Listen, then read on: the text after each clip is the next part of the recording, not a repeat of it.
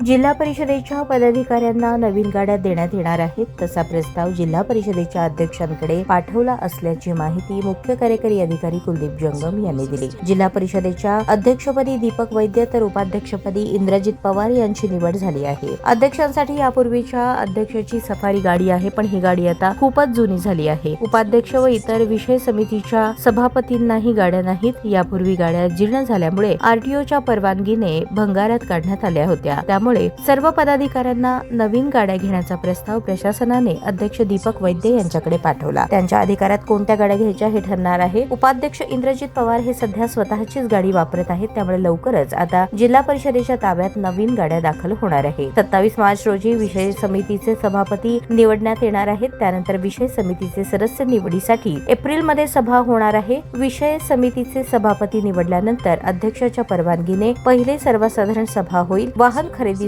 इतर महत्त्वाच्या विषयांवर त्यावेळी निर्णय घेतला जाणार आहे।